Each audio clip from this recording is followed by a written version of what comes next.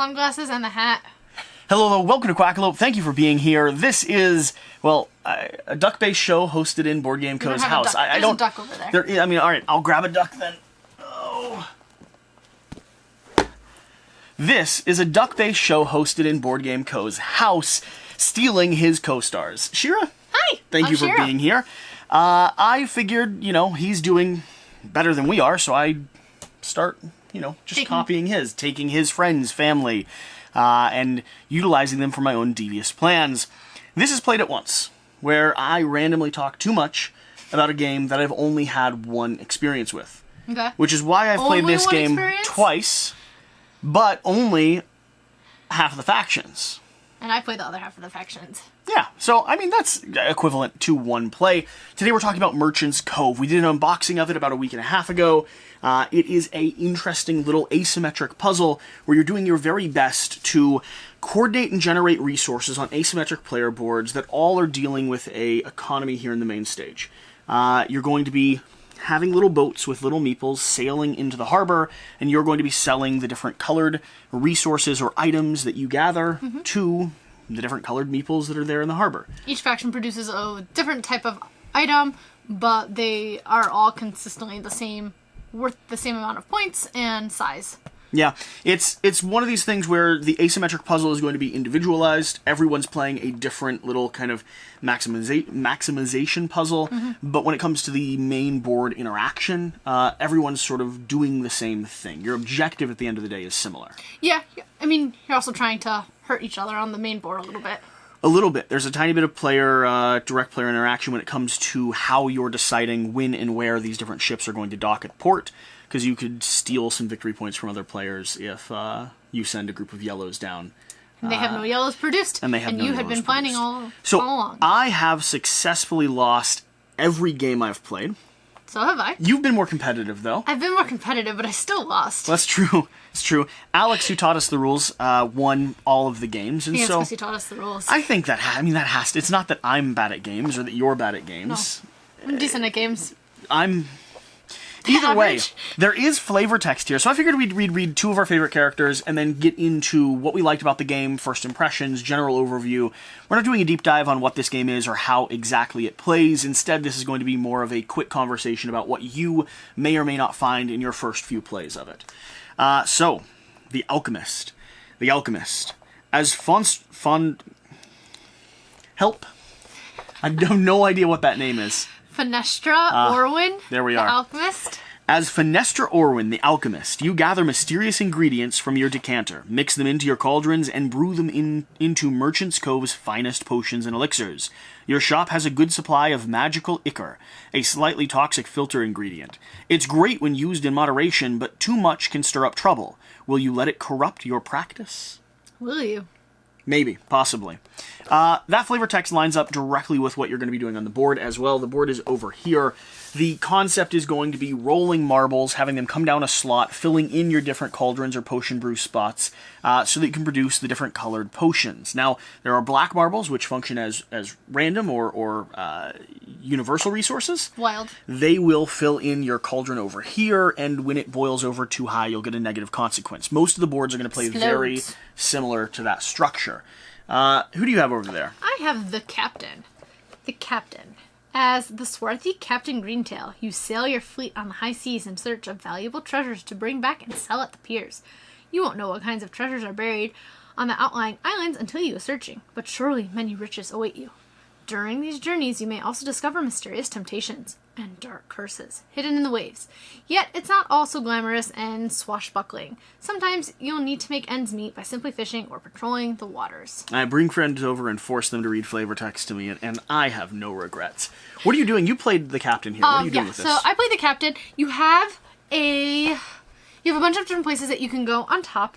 Your goal is that you have 4 ships and you're trying to set sail into all the different waters.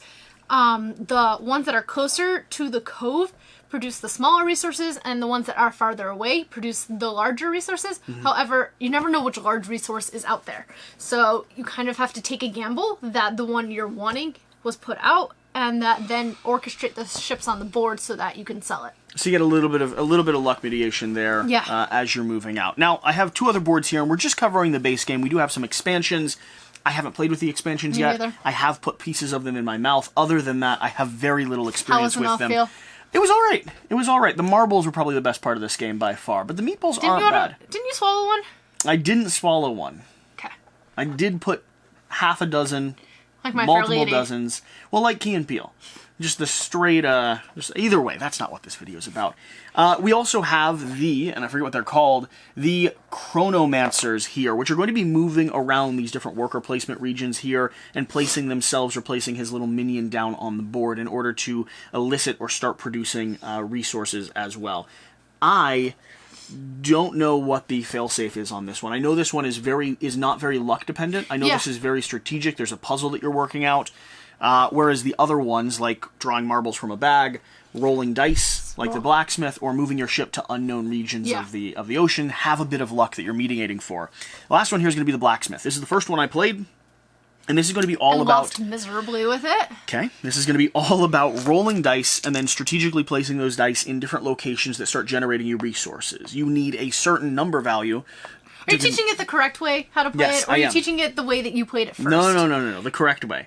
Which teaches, I completely lost my train of thought there. Alex reread the rulebook, and apparently my loss was for a reason. Multiple reasons. He missed not only one thing, but I think 2 key important things. I think it's a Bash Jesse. Okay, and this is on my channel? This feels very different. Oh, it's Quack. His studio. That makes sense. That makes sense. You're going to be assigning the dice to different regions to produce different types of goods. The main objective is going to be unlocking your different types of dice, getting more of them on the board so that you can roll different values of numbers and start either choosing to produce higher-end goods that sell and trade for more, or quickly producing a whole slew of smaller-end goods that you can sell to kind of the regional docks. Do you want to talk a little bit about the cards that come out here? That's the next thing I was going to do, so you can go ahead and do it. So these cards that come out, every faction has their own... Yep. How do you call it? It's like a programming board or like a player board. Basically, you are able to fill your ship with crew. Yeah. You have to spend some of the time to acquire the crew, and then you put it in your board, and then every faction has a place on their player board that you can put your meeple person token down, and then you can activate the whole player board. So as you're getting more and more, what did you call them? Crew. As you're getting more and more crew, that action becomes more and more powerful because it's just exponential. But in the beginning, it feels kind of lame, and so you almost don't want to do it. I never maximized that strategy in any of the games. You did the second one, and you did a lot better. Yeah, so all of their different player boards are going to have very similar worker placement regions. Things like taking from the main, things like converting resources to big or small, and specifically triggering your kind of programmable crew actions. In the second game, both Alex and I kind of focused on getting our dock loaded up, and then triggering that time and time again, because really... Alex did it the first game too, and he won the first game. So I'm wondering if it plays a bigger part than I'm giving it credit for. I think it does, because you're going to get a benefit from collecting them. You're also going to get endgame scoring from collecting them based off of the color that they're associated with. And then finally, I found that by the end of the game, if I was being very strategic with what I needed to make, as long as I had that crew built out, I could really produce almost anything I needed by taking that one action. Interesting. It wasn't a, scatter shot. Yeah. You know, the other ones allow you to produce everything, just in case. But these specifically allowed me to do one thing targeted, one big item or big resource that I knew I could sell to one of the bigger ships. So you can also, you can do this action later on in the sequence. You can. So you get some more knowledge based on how some of the ships have docked that you might not have had in the beginning to plan for. Yep. So it's a little bit catch up. The other interesting thing is going to be how the game actually operates for a time dial. You're going to be spending a certain amount of time for every action that you take, and everyone will start moving their piece around this clock. Whoever is the farthest behind, meaning they've spent the less time, they're going to be able to go, which means you could get 2, 3, 4 actions before everyone else, depending on how that track has pushed up. Or you could spend one very expensive item and go really, really slow next. It also starts to unlock different opportunities to draw from the bag, or to take a consequence or a negative effect by avoiding drawing a meeple from the bag. That means you're going to be drawing up from this little brown bag here. Apparently, the green one wanted to come. No. You're going to be drawing up from the little bag here, placing them down into a boat. Whenever a boat is full, it will then dock. restricting or sending the other ones off into the ether for endgame scoring, depending on what meeples didn't come out. So that's a general breakdown. Now here's our little player board tracks. That's a general breakdown of what this game is and does. First impressions, final thoughts, are you playing it again? Is 2 plays enough? I know Alex, in his review, was of the opinion that he wanted to play once with every single character. And then see kind of where he holds after that. Yep. I'm okay with doing that. It wasn't my favorite game. I was worried with the first game we played that there was that the factions were not even. Sure. And it turns out it was just me that was bad. You that was just bad, and Alex that was just good. Yeah, so that very wide range happened. The second game I played, I don't know, it feels a little punishing. I don't always take it seriously. Those little the cards that you get, I forget what they're called. You draw them from over here. They're the skull thing. Yeah, they're negative cards. They're like curse cards or consequence cards or something like that. So I never take those seriously, and that was how I got docked so many points. You lost like 70 straight points. Yeah, both games. So I wasn't paying attention to that, and that was annoying. I don't really like luck games as much as, but it's cute, and I wouldn't say no to playing it. I do also want to try the other factions and feel how they are. I want to try the expansions. I'd be down for that. That's my big thing. Yeah. I want a little bit more complexity, a little bit more mess in the game. I think my biggest thing has more to do with the fact that I didn't expect the game I got. I'd listened to a lot of content creators around Didn't it. Someone say that each one of these is like a mini game. Yes, like a self-contained, own personal little puzzle. That's just not the case. I think this game is good. I think I was let down because I was expecting something a little bit more wildly complex, a little bit more asymmetric with each of the player kind of factions and abilities, and didn't rely as much on You didn't pay attention to the main board that first game. The first game I didn't pay attention to the main board at all. The second game I did try to focus on it a little bit more, but I still wanted a bit more to interact with. I think for me, I want a little bit more boat control. I want a little bit more interaction between players. We were wondering if, even on our personal player boards, if we could have some influence on the boats and stuff, or each faction has a special power or ability. I want to play it again mainly just because I want to try going for this and see if that's the real way to win. Yeah, I'm curious. I don't know that I'm currently sold on base game. Yeah. But I am interested enough, both because Alex wants to play it a lot more. I am interested enough to sit down and play it if someone was inviting me to do so. I would almost guaranteed play someone I've never played before. I don't think I really want to go back and play the same puzzle that I've already engaged with, which is an interesting question. After I've played all, I think, 7 total characters. I think so, 3 in the expansion. I want to circle back around and start replaying a thing? Because I guarantee every play from this point forward will be with someone new. And it gives you more information about how the game operates and players interact. It's also going to be a different mix of players. Yep. But I don't necessarily think those affect each other. Yeah. That's really my stance at the moment. It's not my favorite game. It's also not a bad game. I think I'm hesitant and disappointed because I expected a bit more out of every element of the game in terms of complexity and in terms of player interaction, or in terms of, which, to be fair, and like that chair upstairs is acknowledging, that is probably due to my own lack of in-depth research when it comes to, like, reading the rulebook instead of listening to content creators. But instead, I got excited and hyped and listened to content creators. I'm interested to play it again. I'm also interested in sitting down and showing Janet, maybe doing a gameplay on the channel or something like that. And I do think it is a good game to function at higher player counts when it comes to an asymmetric, like, new experience. I don't really want to play it 2-player.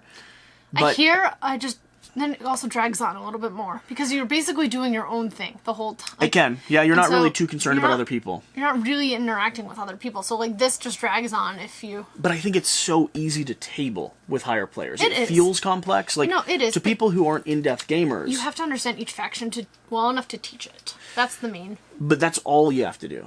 Unlike Root, where every faction starts interacting with itself, and it's a puzzle where they're all slamming together, and you, to really play the game, need to fun. I hear you.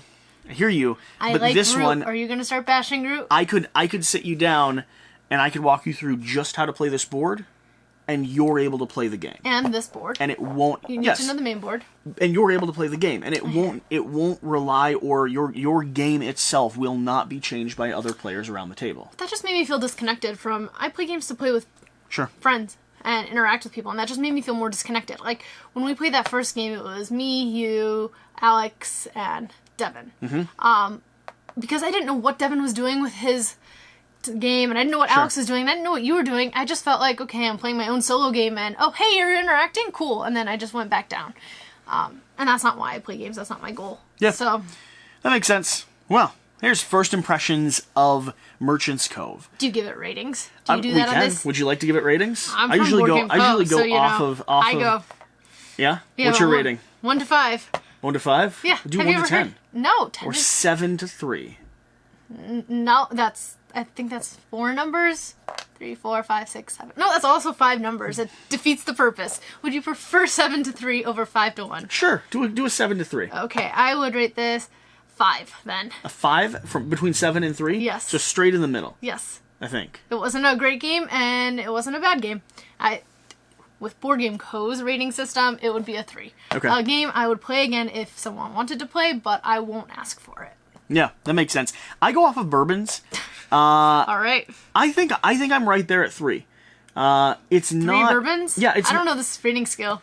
Well, it's how many bourbons you can drink while still having a good time with the game. I think at 1 bourbon, I'm solid. Like, I'm okay. Like, I'm sitting down with some friends. We're getting the night started. 2 bourbons, I'm focused on my puzzle. You know, maybe starting to pay attention to the main board.